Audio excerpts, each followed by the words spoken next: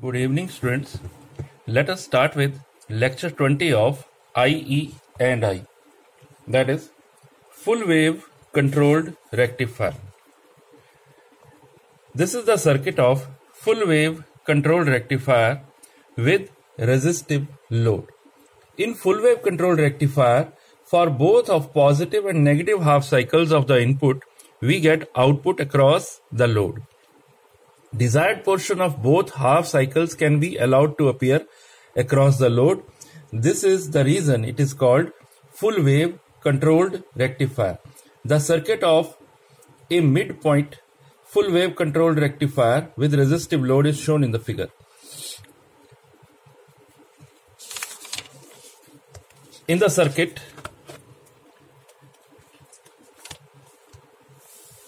during the positive half cycle, point A is positive with respect to midpoint and point B will be negative. In this case, thyristor T1 will conduct when it is fired. During negative half cycle, point B is positive and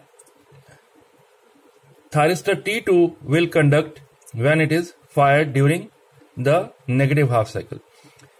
It is clear from the waveforms that during the positive input cycle, thyristor T1 is conducting, while during the negative input cycle, T2 is conducting.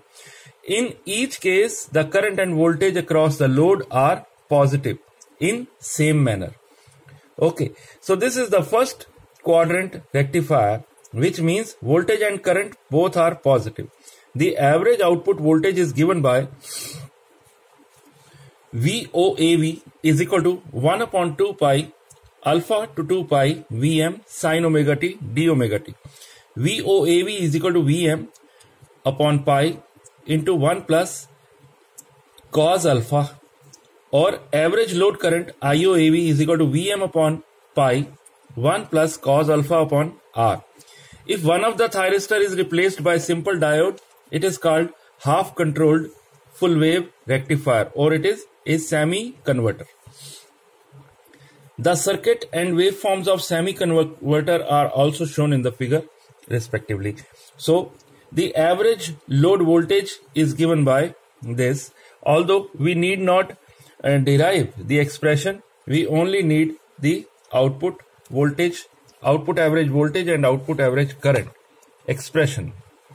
So this is the half controlled full wave rectifier, where one thyristor and one diode are used. One thyristor is replaced with the help of diode.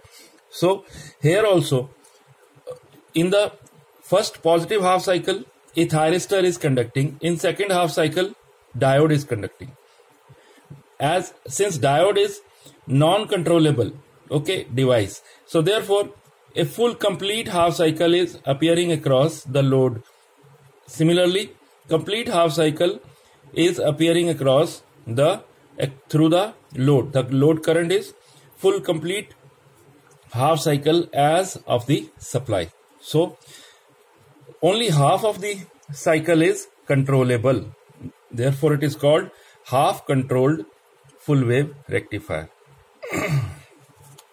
Now next is full wave controlled rectifier with RL load, that is inductive load. That was purely resistive load. Now, as already has been discussed, in half controlled rectifier with RL load, the load current and load voltage are not in phase. The circuit of full wave controlled rectifier is shown in the figure. Thyristor T1 conducts for positive half cycle, while thyristor T2 conducts for negative half cycle, and the waveforms are shown in the figure. Load is replaced with the RL load. The purely resistive load is replaced with inductive load here. From the waveforms, it is observed that the current and the voltage are not in phase. When load voltage falls to 0, load current is not non-zero.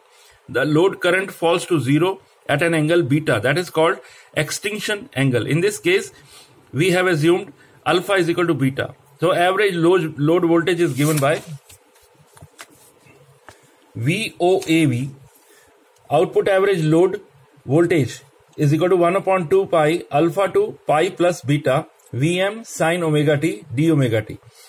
So that comes out to be VOAV is equal to 2 Vm upon pi cos alpha, where pi plus alpha is equal to beta.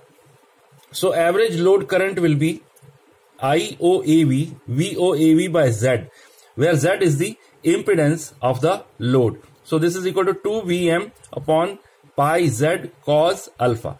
These are the waveforms of the input as well as the output in case of inductive load.